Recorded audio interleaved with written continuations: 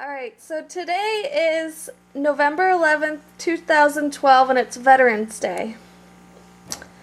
And you served in the Navy during World War II. Yes, I was. When did you enlist in the Navy? In February of 1943. February. How old were you? I was 19 years old. Wow, you were young. Why did you do it? Well, yeah, that's a good question. I guess because everyone else did it. The war was on and they needed volunteers to fight for the U.S. against Japan, so I enlisted. Did you have a lot of friends that went in, or family members? A lot of friends or family members that went in? All my friends and family members were either in it or going in it, yes. What was your basic training like? At Sampson, New York, it was in the winter time, so really the basic training only consisted of indoor classes. Wasn't much we could do outside, but it was just learning the basic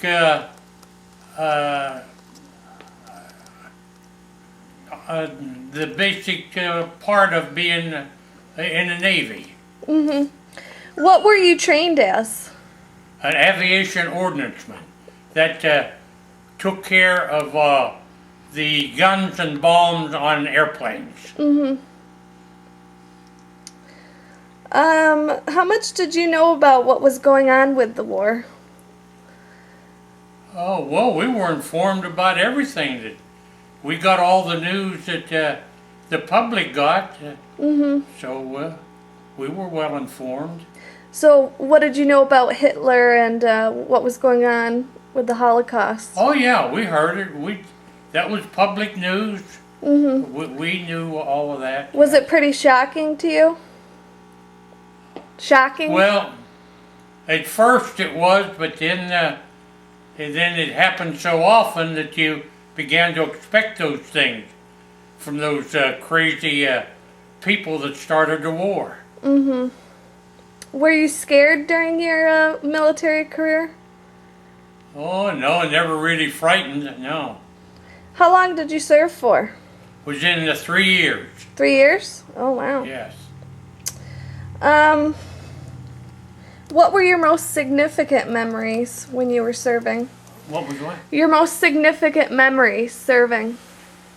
Well, I was on an aircraft carrier, and we took care of the airplanes on the carrier, and we were hit by a Japanese kamikaze that dived their airplane right into our ship two times while it was in the Pacific.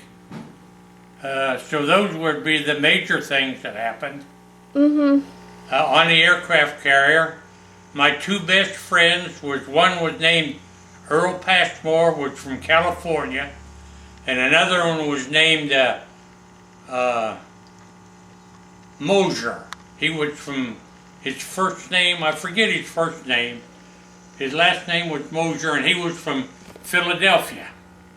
And we were both in the same squadron, so we worked together on the ship all that time, and even together on the land when the squadron was in training at San Diego, California.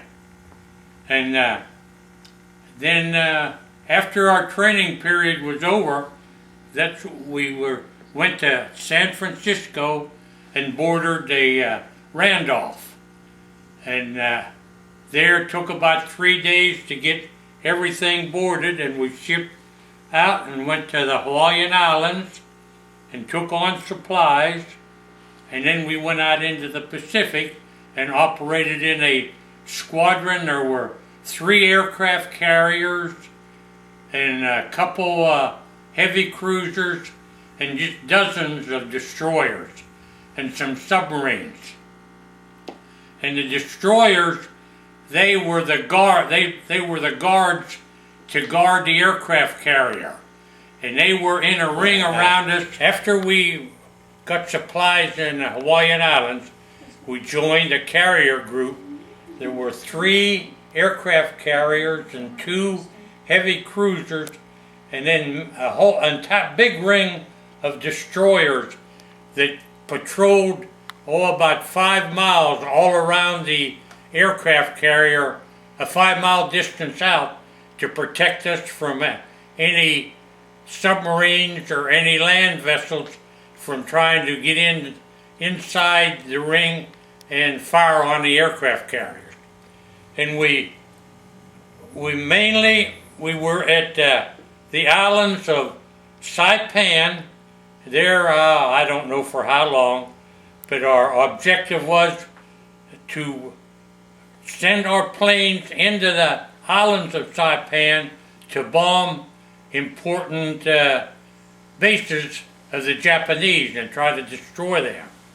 And then after Saipan was taken, before Saipan we were at the Philippines and did some patrolling and bombing and destroying supply lines of the Japanese throughout that period. And finally we were just off of Japan, the island of Japan itself. And our planes made many raids into the island. Tokyo was hit dozens of times with our bombers. And we were there whenever the Japanese surrendered. And after the surrender, then we were taken off of the aircraft carrier and put aboard transport ships that started moving us back towards the United States so we would be discharged. Mm. So what did you do on the ships while you were there? What exactly did you do? On the ship? Yeah, I had 2 airplanes that I took care of, supplied whatever the bombs they were supposed to take, the ammunition they were supposed to take. I would put them in place on the airplane before the pilot, was ready to take off. Oh. I took care of 2 airplanes. Okay. For amusement on board the ship. Well, Printer, every evening that we were really under attack, if we weren't under attack or in a mode where we were on alert for an attack, we would have a movie. Got to see all kinds of movies. And once in a while we would have card games in our barracks. And the only place at the time that you were supposed to go to bed, all the lights went out. So if you wanted to play a card game, the only place that was in the light, we'd have to go into the head.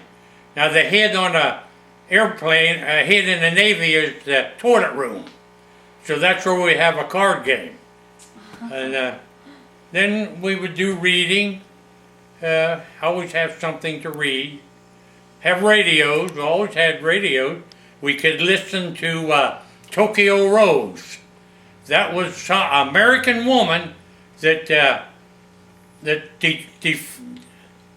went over to the Japanese and broadcast the Japanese lines, propaganda from the Japanese. And we called her Tokyo Rose. And I don't know how she learned information, but oftentimes she would name the ships that were in our squadron. And she would announce that being that we know your ships and your location, the Japanese Air Force is going to bomb your ships and sink you all. Kind of that propaganda stuff. It never did happen, but she was always on the radio. Wow. And that was our entertainment. Of course, usually the only free time you had is when the planes took off in the morning and were at their target, and before they come back, there was always some free time in there that you didn't have much to do. You could write letters or maybe play cards or something like that. But usually our days were long. Many times we worked 24 hours a day. Whenever the planes come in and there was some kind of a malfunction on things, well, you would have to work at it till you got it repaired so they could fly the next day. So many times we worked round the clock. And, well, that's about all the major things that happen. The routine of a sailor is, you know, work, eat, and sleep. So that's about what happens.